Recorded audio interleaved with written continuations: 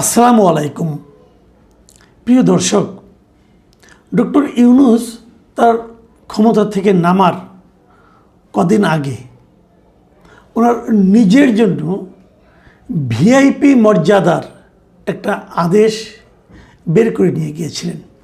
মানে এইভাবে বের করেছিলেন যে উনি ক্ষমতা থেকে চলে যাওয়ার পরও 1 বছর উনি ভিভিআইপি মর্যাদা পাবেন এবং ওনাকে নিরাপত্তা দেওয়ার জন্য এসএসএফ ওনার সঙ্গে সার্বক্ষণিকভাবে থাকবে এবং রাষ্ট্রের যে কোনো জায়গায় উনি যখন যাবেন তখন সেই অতি গুরুত্বপূর্ণ ব্যক্তি হিসাবে বিবেচিত হবেন এবং সেভাবে উনি নিরাপত্তা পাবেন। এই ধরনের একটা আদেশ উনি করে নিয়েছিলেন। দেখুন, এই সংক্রান্ত একটা নিয়ম আগেও ছিল মানে কি, এর আগে যখন তত্ত্বাবধায়ক সরকারের ব্যবস্থা হয়েছিল তখন এই ধরনের একটা আদেশ করা হয়েছিল এ কারণে যে অন্তর্বর্তীকালীন সরকার যখন চলে যাওয়ার পর সে অন্তর্বর্তীকালীন সরকারে যিনি প্রধান থাকবেন অথবা সংসদের যিনি বিরোধী দলের নেতা থাকবেন সদ্য সাবেক এবং যিনি প্রধানমন্ত্রী থাকবেন সাবেক এবং যিনি রাষ্ট্রপতি থাকবেন, এই সমস্ত লোকগুলির জন্য একটা ভিআইপি মর্যাদা ছিল। সেটা মাত্র 3 মাসের জন্য ছিল। এবারে সে ইউনূস সাহেব যে কাজটা করেছেন উনি কিন্তু কোনো পদের জন্য করেননি, কারণ অন্তর্বর্তীকালীন সরকার তো এইবারই প্রথম। এই নামের অন্তর্বর্তীকালীন সরকার, এই নামের কোনো সরকার কিন্তু আইনগতভাবে বৈধ না, তবে উনি করে নিয়েছিলেন এবং উনি এটা করেছেন ওনার ব্যক্তি হিসাবে যে ডক্টর মোহাম্মদ ইউনূসকে 1 বছর ভিআইপি মর্যাদা দিতে হবে, মানে নিজের জন্য উনি এটা করেছিলেন। আজকে যেটা হলো যে নতুন সরকার এসে আমি এটা যেটা বিভিন্ন পত্রপত্রিকায় পড়লাম, বিভিন্ন সোর্স থেকে তারা বলেছে যে ডক্টর ইউনূসের সেই যে ভিআইপি মর্যাদা, সেই মর্যাদা 1 বছর থেকে কমিয়ে 6 মাস করা হয়েছে। তো 6 মাস করার মানে হলো যে এই বছরের অগাস্টের 10 তারিখের পর উনি আর ভিআইপি মর্যাদা পাবেন না। উনি যখন আপনার মতো একজন সাধারণ নাগরিক হিসেবে চলাচল করবেন, ওনাকে প্রহরা দেওয়ার জন্য আর এসএসএফ থাকবে না।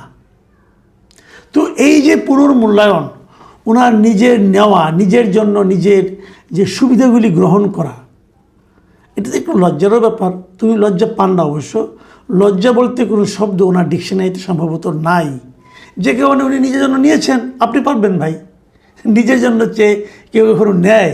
অথবা যদি আইন করার ক্ষমতা আপনার হাতে থাকে, আপনি কি আপনার নিজের জন্য নিজের সুবিধার জন্য আইন করবেন? এটা কোনো ভদ্রলোক, কোনো সেন্সিবল লোক করতে পারে? এটা একমাত্র নির্লজ্জ এবং বেহায়া টাইপের লোকের পক্ষে সম্ভব। যা হোক, উনি করেছিলেন, সেটা সরকার কিন্তু প্রত্যাহার করে নিয়েছে। এই যে সরকার প্রত্যাহার করে নিয়েছে, কেন নিয়েছে আমি এই জায়গাটাতে প্রশ্ন করতে চাই। সরকার কি ইউনূসকে শত্রুপক্ষ মনে করে? আমার কিন্তু তা মনে হয় না। তাহলে সরকার এটা কেন করলো? সরকার এই কারণে করেছে যে যদি এটা তারা করে তাহলে কিন্তু ওই প্রশ্নটা ওঠে যে তাহলে রাষ্ট্রপতি কতদিনে পাবেন? উনিও তো এক সময় হবেন, অবসরে যাবেন, অথবা বিরোধী দলের নেতা কতদিনে পাবেন? এই যে প্রশ্নটা উঠছে, ওনারা পাবেন কম 6 মাস অথবা 3 মাস, আর উনি পাবেন 1 বছর। কেন? এবং একজন ব্যক্তির জন্য একটা আইন করতে হবে কেন? এই প্রশ্নগুলোর জন্য একটা শোভন একটা সমাধানের জন্য আমার ধারণা সরকার ওনারটা কমিয়ে এনেছে। আচ্ছা, এটা কি ডক্টর ইউনূসের জন্য একটু লজ্জার ব্যাপার হলো না? সাধারণত তাই মনে হয়, কিন্তু ওনার লজ্জা হলো না। উনি তো লজ্জা না পাওয়ার সিদ্ধান্ত নিয়েছেন। উনি তো সিদ্ধান্ত নিয়েছেন যে আমি লজ্জা পাবো না। তো আপনি ওনাকে লজ্জা দেবেন কীভাবে? আপনি দিতেও পারবেন না। কিন্তু আমার কিন্তু অন্য জায়গায় একটা প্রশ্ন। আমার প্রশ্ন এই যে বর্তমান সরকার অন্তর্বর্তীকালীন সরকারের বিভিন্ন সিদ্ধান্তের একটা পুনর্মূল্যায়ন করছে, এইটা খুব জরুরি। এটা খুবই জরুরি। অন্তর্বর্তীকালীন সরকার যদি কোনো সিদ্ধান্ত নিয়ে থাকেন যেটা নাকি ভালো থাকবে, যেটা নাকি খারাপ বাতিল হবে, যেটা নাকি কিছু ভালো কিছু খারাপ সেটা পুনর্মূল্যায়ন হবে, এরকম হওয়া উচিত। সারা দুনিয়াতেই হয়।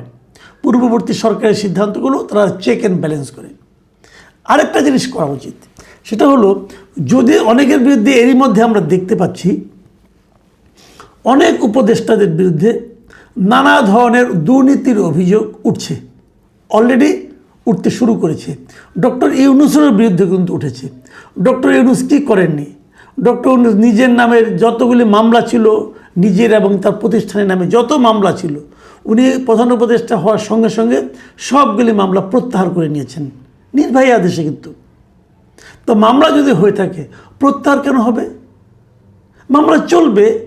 হ্যাঁ, মানলাম যে শেখ হাসিনা তার বিরুদ্ধে মামলাগুলো যদি অন্যায়ভাবে দিয়ে থাকে, সেটা আদালতই বলুক যে এই মামলাটা অন্যায়ভাবে দেওয়া হয়েছে, আপনি প্রত্যাহার করে নিলেন কেন? তার মানে আপনার মনে দুর্বলতা আছে। আপনি জানতেন এই মামলাগুলো ঠিকভাবে যদি আদালতে উঠে এবং যদি দুই পক্ষের লোক কথা বলার সুযোগ পায়, তাহলে হয়তো আপনি দোষী সাব্যস্ত হবেন। এই ভয়ে আপনি নিজে মামলাগুলোকে আগেই উঠিয়ে নিয়েছেন। আমি মনে করি সেই সমস্তগুলি মামলা পুনর্জীবিত করা উচিত। মামলাগুলি চলুক। আমি চাই যে আদালত থেকে, উচ্চ আদালত বলেন, নিম্ন আদালত থেকে ডক্টর ইউনূস যদি সৎ হয়ে থাকেন তো উনি নির্দোষ প্রমাণিত হয়ে বেরিয়ে আসবেন, সেটা হবে সবচেয়ে ভালো। নইলে কী হবে, সাধারণ মানুষ ভাববে যে ডক্টর ইউনূস নিজের ক্ষমতা বলে তার বিরুদ্ধে আনিত প্রকৃত সত্য মামলাগুলি উনি চেপে গিয়েছেন, সরিয়ে নিয়েছেন। এই ভাবনাটা কিন্তু ডক্টর ইউনূসের জন্য সম্মানজনক হবে না। কাজে আমি মনে করি ডক্টর ইউনূসকে যদি প্রকৃতপক্ষেই এই সরকার সম্মান দিতে চায়, তাহলে এই প্রত্যেকটা মামলা আবার পুনর্জীবিত করা দরকার। পুনর্জীবিত করে যেখান থেকে উনি প্রত্যাহার করেছিলেন সেখান থেকে মামলাগুলো বাকি সময়টুকু চলা উচিত। এবং যে যে তথ্য প্রমাণ সরকার দিবে, যে যে তথ্য প্রমাণ আছে, যে যে তথ্য প্রমাণ ইউনূস সাহেবের পক্ষ থেকে দেওয়া হবে, সবগুলো নিয়ে বিচারক সুবিবেচনার মাধ্যমে একটা সুবিচার করবেন। ওনার মতো সম্মানিত লোক যদি কোনো অন্যায় করে না থাকেন, উনি সগৌরবে সসম্মানে মুক্তি পাবেন। আমরা ওনাকে হাততালি দেব, ওনাকে সম্মান দেখানোর একটা সুযোগ পাবো আমরা। নাহলে তাকে সন্দেহযুক্ত অবস্থায় কিন্তু উনি থেকে যাবেন। এটা ঠিক হবে না। আমি মনে করি সবগুলি ঘটনা, এই যে ওনার যে 1000 কোটি টাকা ওনার প্রতিষ্ঠানের জন্য 1000 কোটি টাকার কর মওকুফের ঘটনা, এটা দরকার আনা মামলাটা। যদি 1000 কোটি টাকা সেখান থেকে ইনকাম হয় গভর্নমেন্টের, সেটা তো জনগণের জন্যই লাগবে। আর উনি তো জনগণের জন্যই কাজ করেন, সমস্যাটা কোথায়? কাজেই আমি মনে করি এই মামলাগুলো পুনর্জীবিত করা দরকার। ডক্টর ইউনূসের ব্যাপারে আরও কিছু অভিযোগ আমার আছে, আমি একটু পরে বলছি। তার আগে বলি যে আমাদের কেবল ডক্টর ইউনূস না, আরও অন্যান্য যারা আছেন, আপনার যারা উপদেষ্টা আছেন, তাদেরও অনেকের বিরুদ্ধে কিন্তু এরই মধ্যে অভিযোগ আমরা দেখতে পাচ্ছি। দুদকে অনেক অভিযোগ এসেছে। যেমন ডক্টর আসিফ নজরুলের বিরুদ্ধে, ওনার বিরুদ্ধে প্রায় দুর্নীতির অভিযোগ উঠেছে, প্রায় 100 কোটি টাকার দুর্নীতির অভিযোগ দুদকে কিন্তু এসেছে। সত্য মিথ্যা আমি বলতে পারবো না, আমার বলার দরকারও নেই। আমি জানতে চাচ্ছি যে এই মামলাগুলো, এই অভিযোগগুলো দ্রুত খতিয়ে দেখা হোক। যদি উনি নির্দোষ হয়ে থাকেন তো খুব ভালো, ওনাকে মুক্তি দিয়ে দেন। ওনাকে বলেন ওনার বিরুদ্ধে আর কোনো অভিযোগ তোলো, তো এই অভিযোগগুলো আর তোলা যাবে না। অন্য অভিযোগ থাকলে উঠবে, উনি নির্দোষ প্রমাণিত হবেন, উনি বুক ফুলিয়ে সমাজে হাঁটবেন। এখন যেরকম চোরের মতো লুকিয়ে থাকেন, ওরকম তো থাকতে হবে না। একই কথা আসিফ মাহমুদ সজীব ভুঁইয়ার বিরুদ্ধেও, ওনার ব্যাপারেও দেখলাম একজন লোক আগে এক সময় মুনতাসির মাহমুদ না কি যেন নাম, এক সময় ওনার সঙ্গে ছিলেন, ওনাদের সঙ্গে এখন আলাদা হয়ে গিয়েছেন। উনি দেখলাম ফেসবুকে বলছেন যে মুনতাসির, এই আসিফ মাহমুদ যদি মেয়র ইলেকশন করে তাহলে উনি নাকি তার সব ফাঁস করে দেবেন। তো ওনার কাছে নিশ্চয়ই তথ্য আছে, তো সেগুলিও ওনাকে ডেকে জিজ্ঞাসা করা হোক, কী কী তথ্য আপনার কাছে আছে, ওগুলো আমাদেরকে দেন। কারণ আমরা চাই যে প্রত্যেকটা উপদেষ্টা তাদের কর্মকাণ্ডের কী তারা করেছে, ভালো কি মন্দ, সেগুলো নিয়ে আলোচনা হোক, সেগুলো নিয়ে বিচার বিশ্লেষণ হোক। যে সমস্ত অভিযোগ তাদের বিরুদ্ধে উঠেছে সেগুলো একটা সুরাহা হোক। যেমন এই যে সংস্কৃত উপদেষ্টা ছিলেন মোস্তফা সরোয়ার ফারুকী, উনি আর যে সমস্ত কাহিনী শুনলাম এর মাঝখানে, আপনার জুলাই জাদুঘর নিয়ে যা শুরু করছেন উনি নাকি ভুয়া সীমানা প্রাচীর দেখিয়ে নাকি 64 লাখ টাকা বিল নিয়ে নিয়েছেন। প্রতিদিন নাকি তার আপ্যায়ন খরচ ছিল 1,18,000 টাকা। ভাবুন একবার, আমাদের বর্তমান প্রধানমন্ত্রী নিজে তার এখানে ওনার অফিসে যারা আছেন সবার জন্য আপ্যায়ন খরচ হলো সারা দিনে, দুপুরে এবং বিকেলের নাস্তা, সব দুপুরে খাওয়া এবং বিকেলের নাস্তা। এই জন্য ওনার বাজেট হলো মাত্র 150 টাকা। আর সেখানে একজন সংস্কৃতি বিষয়ক উপদেষ্টা ফারুকী সাহেব এবং তার অতিথিদের আপ্যায়ন খরচ ছিল দৈনিক 1,18,000 টাকা। ভাবা যায়। আমি মনে করি এগুলো খতিয়ে দেখা উচিত। এই অভিযোগগুলো যদি মিথ্যা হয় তাহলে উনি সম্মানিত হবেন, যদি মিথ্যা না হয় তো জনগণের অর্থ অপচয়কারীর শাস্তি হবে। দুটোর একটাই তো হওয়া উচিত। সন্দেহ নিয়ে আমরা থাকতে চাই না, আমরা সকলের সন্দেহের অবসান চাই। উনি চোর নাকি উনি সাধু, এই অবসানটা চাই। আমরা সিদ্ধান্তে আসতে চাই যে এই লোকগুলি এক একটা বড় বড় চোর ছিল, দাগি চোর ছিল, সিধেল চোর ছিল, এটা জানতে চাই। অথবা তারা এক একজন মসজিদের ইমাম ছিল, মসজিদের মুয়াজ্জিন ছিল, খতিব ছিল কিনা সেটাও জানতে চাই, জানা দরকার। আরেকটা কথা আমি আগে একবার বলেছিলাম যে একজন সাবেক সচিব যিনি বেগম খালেদা জিয়ার সঙ্গে চাকরি করতেন, ওনার সহকারী ছিলেন, এই যে ABM আব্দুল সাত্তার, উনি কিন্তু বলেছিলেন যে ওনার কাছে 8 জন উপদেষ্টার দুর্নীতির তথ্য প্রমাণ আছে, গোয়েন্দা রিপোর্ট আছে। তো উনি তো এখন প্রধানমন্ত্রীর সঙ্গে আছেন, সচিব হিসেবে আছেন, খুব গুরুত্বপূর্ণ জায়গায় আছেন। তো উনি ওই 8 জন সচিবের ওই দুর্নীতির অভিযোগগুলো বের করেন না কেন? নাকি ওইগুলো হাওয়ার উপরে মেরেছিলেন? যদি হাওয়ার উপরে মেরে থাকেন তাহলে ওনার মতো লোককে এত গুরুদায়িত্ব দেওয়া ঠিক হয় নাই।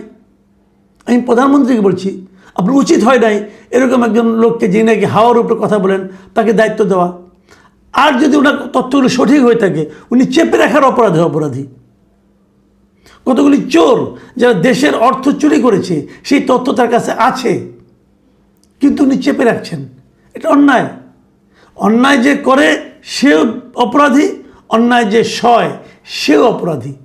উনি কোন অপরাধী আমি জানি না, কিন্তু এটা সুরাহা হওয়া উচিত।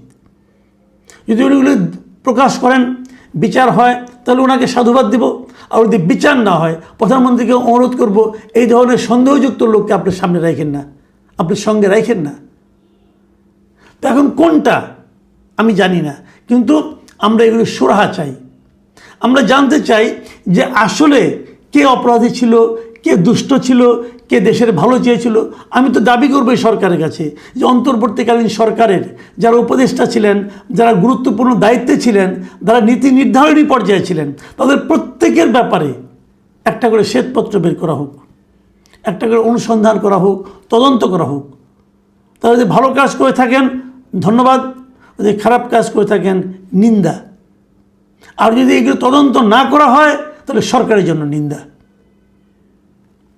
প্রিয় দর্শক, এখন এ পর্যন্তই। আল্লাহ হাফেজ।